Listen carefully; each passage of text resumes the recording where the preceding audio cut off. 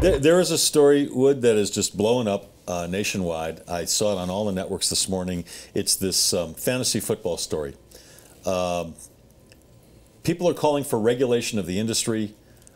People are wondering, leagues are now wondering why they're getting involved with fantasy because of what's happened.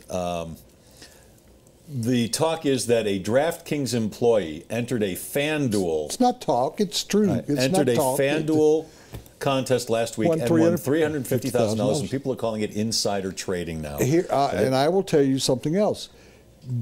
It has been learned that 3% of the money in one of the two, 3% of the money is being won by their own employees. Wow.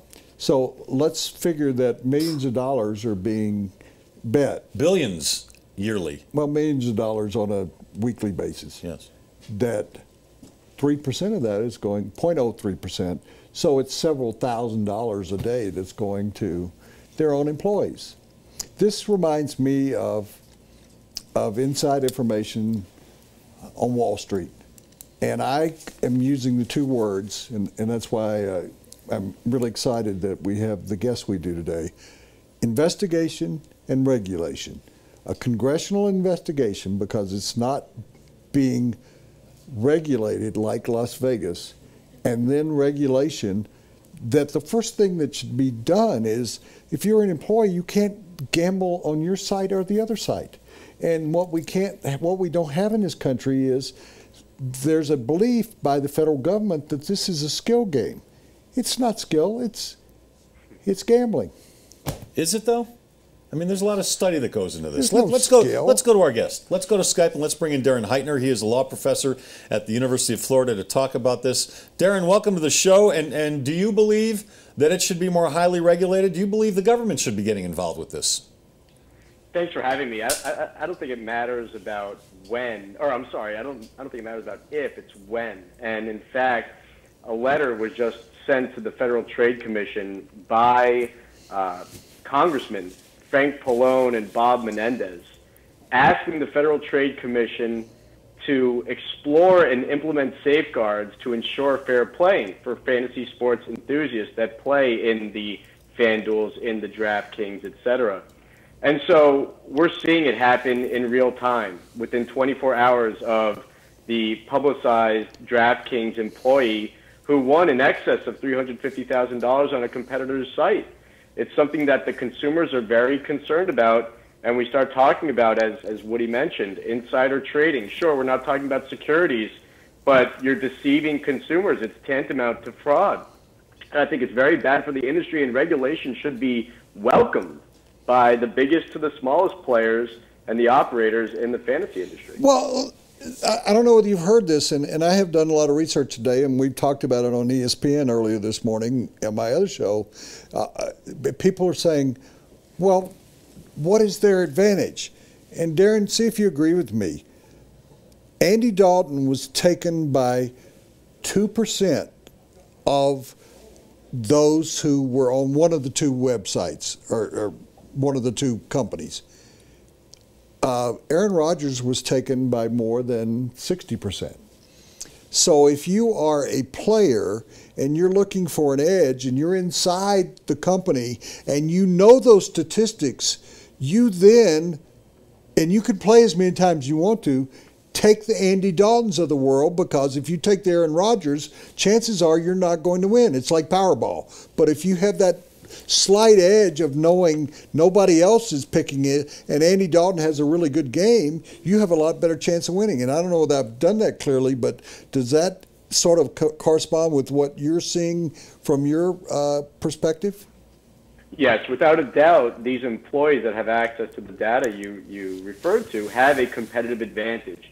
And it boils down to just that. They can determine who the vast majority of users are picking, and then they aren't guaranteed to win, but they look at comparable players that become value plays. And so if only 2% of the users are taking Andy Dalton and the vast majority are taking Brett Favre, what happens if you then take Andy Dalton and he exceeds expectations? You immediately have this huge, huge competitive advantage. And just look at the results, which happen to be widely available on this website called Roto Grinders. Look at what these employees have done tournament after tournament. Their success is tremendous. So you have to wonder, have they been gaining this competitive advantage despite the fact that, you know, a few reports here and there say, well, lineups were locked and they couldn't really utilize it. Perception matters, and I think the vast majority of the general public, they don't buy it.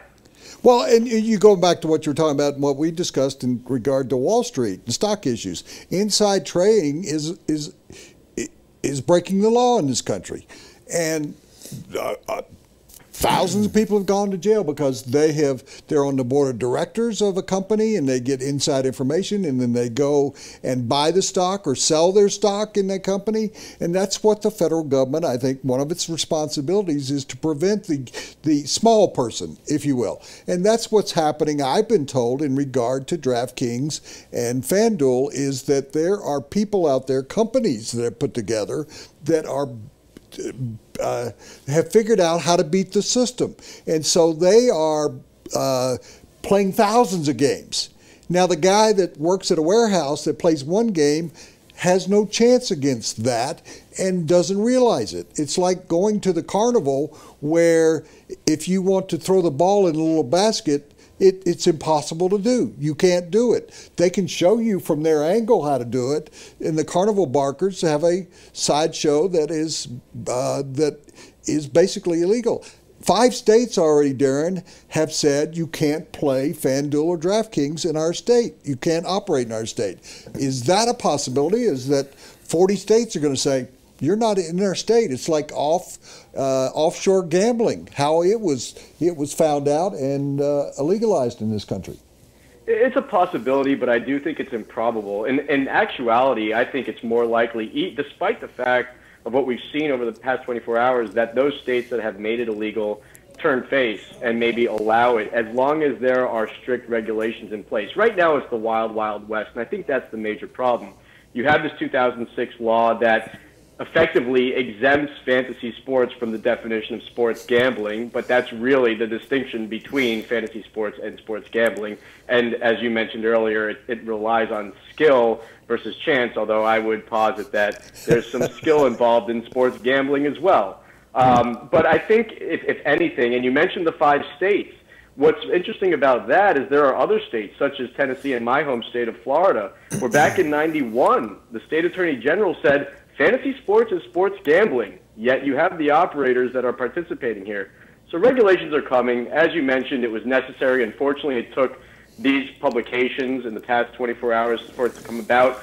But the FTC will likely look into whether or not this is unfair or deceptive practices as defined in the FTC Act. Darren, it'll be interesting to see what comes of it. Darren, a lot of sports teams, in fact, a whole league, has a relationship with DraftKings. The Colorado Rockies have DraftKings ads on their outfield wall. Do these teams and do these leagues now need to extricate themselves from these contracts with these leagues? Is this turning out to be a total embarrassment for them? You want to hear the most miraculous thing I heard today was Major League Baseball published a statement that said, we are surprised that DraftKings allows its employees to participate in these games. Major League Baseball has an investment in DraftKings. Right. They own an equity piece in DraftKings, and as you mentioned, the Rockies, along with every other Major League Baseball team except for those in the states that they ban play, have partnership arrangements in place. I think it's going to be extremely hard for them to now back out of it based on buyer's remorse. So you have Major League Baseball in bed with DraftKings, FanDuel in bed with the NBA. The NFL is the only league that doesn't have a sweeping partnership with one of these operators, but they just struck a deal with regard to the UK. And so, you know, it's very difficult for these leagues to keep pounding the pavement and saying integrity of the game, no sports betting. But you know what? We're comfortable with investing in these daily fantasy operations. Crazy. And then let's take it another step. We're sitting here on a medium. We are in the media. Every radio station is running. I was told by one guy today who has a radio show that his radio show would go away if it weren't for DraftKings. They are investing millions of dollars. ESPN, I think I can say this. Well, I used to read their ads over at ESPN Denver. Well, ESPN is receiving tons of money. And the question is whether ESPN employees like me can talk about it on the air without retribution. That what we have now is leagues, media, and these two companies are all sharing a double bed. Yeah, all in bed together. What in the world can you do about that?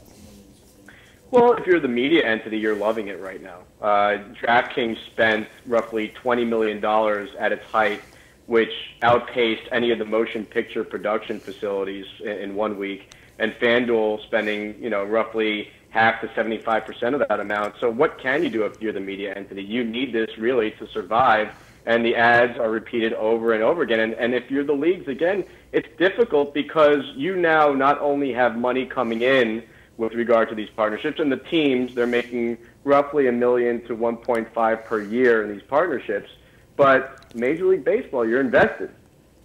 The NBA, you're invested. Major League Soccer, you're invested. So how do you get out of it? Well, that's why I'm saying, just to follow up on that Les worked for a station, and there are two stations in town that are major sports stations. They're talking about it all day long. Are they going to discuss this in a negative way today? No, they're not. So, I mean, you've got the pressure there of, I'm DraftKings, I don't want you talking about this because I'm going to pull my $30,000 a week away from you. That's why I said this is going to turn into, if you agree, this is going to turn into a gigantic story. It's going to end up in front of Congress as far as I'm concerned. Right, I agree. And I'm in an interesting situation myself as a lawyer that practices in the space, but I take the alternate position, which is I really do think that this will be positive long-term for the industry. Enhanced regulations, transparency, because before you even had this issue that arose in the last 24 hours, there was already an issue concerning sharks versus minnows. And what I mean by that is the general public started to get wind that the very small minority were winning the vast majority of tournaments. And so that was a problem that needed to be pushed away desperately by the DraftKings and Fanduels of the world that have received in excess of $300 million in investment apiece, but are hemorrhaging money every single week. So something needed to be done. And I think they need to embrace this. They need to understand that what their employees are doing is serious business. And the fact that they even allowed it in the first place is perplexing. All right, so are you saying immediately they need to tell their employees, shut it down, you can't play anymore? In fact, they have, through a joint statement earlier today. My concern with that, and I think the concern of congressmen and women, will be that it was done on a temporary basis. Be bold. Say outright, your employees will never play these games. You need this type of transparency, not only from a regulation standpoint, but because the public is getting very pissed off. But you're an attorney. My final question. I don't understand, and I'll plead stupidity here. I cannot plead guilty because I don't know what the crime is, but I will plead stupidity. So I work for either one of those companies, and I'm told I can't do it. What's to keep me from telling my best buddy, who still works there? No, who doesn't work there? Well, okay. No, I'm saying I mean, it could go either way. I work there. I work there. Now I'm coming back to Wall Street in the stock market. So I tell my next door neighbor, I can't do this, but here's who I'd tell you to bet. How do you stop that from happening? Well, it's really the same issue that you confront in the stock market. Right, that's insider trading as well. And securities. But again, I think one of the problems that the government may have is that this is not security trading, and we're talking about fantasy sports players. So I think that's why now congressmen and women who you would think would have an answer to this have gone to the FTC for some sort of guidance because they don't know themselves.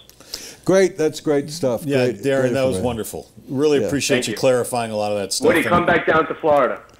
I'm coming as soon as I possibly can. Yeah. If you fly him, he'll come tomorrow, Darren.